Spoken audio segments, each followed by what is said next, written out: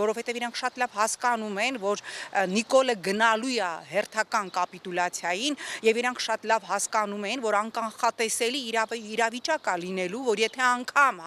ընդդիմությունը ձեռքերը ծալած նստի եւ ոչինչ չանի, երկրում կարող է ստեղծվել իրավիճակ, որ ժողովրդի ալիքը այլևս կասեցնել հնարավոր չի լինելու եւ դրա համար այսպիսի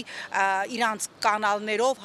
իբր ինչ որ սադրանքի պետականության դեմ ինչ որ կատարվող գործողություններ կանխելու համար Նիկոլը ամեն ինչ անելու է, չզարմանաք, որ առաջիկայում էլի լինեն կալանավորումներ քաղաքական գործիչների, այս ուրեմն գրոհը լրատվամիջոցների նկատմամբ շարունակվելու է, այս խայտարակ գրոհը հասկանում եք, որևէ ժամանակ այսպիսի բռնապետական ռեժիմ ազատ խոսքի հանդեպ ինչպես հիմա է, որևէ ժամանակ չի եղել։ Մենք տեսնում ենք նաև, որ երրորդ նախագահի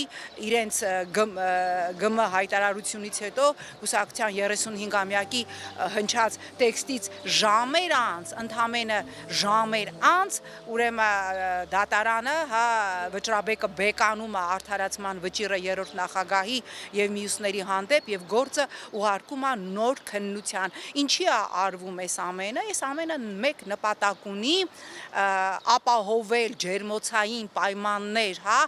կասեցնելով, լռեցնելով բոլոր ընդդիմադիրներին, ապահովել ջերմոցային պայմաններ Նիկոլի հերթական հողատվության, հերթական կապիտուլյացիայի համար, բայց ես ուզում եմ հուսալ, որ դա ուղղակիորեն չի լինի, որ մեր հասարակությունը եւ ընդդիմությունը դա ուղղակիորեն թույլ չեն տա։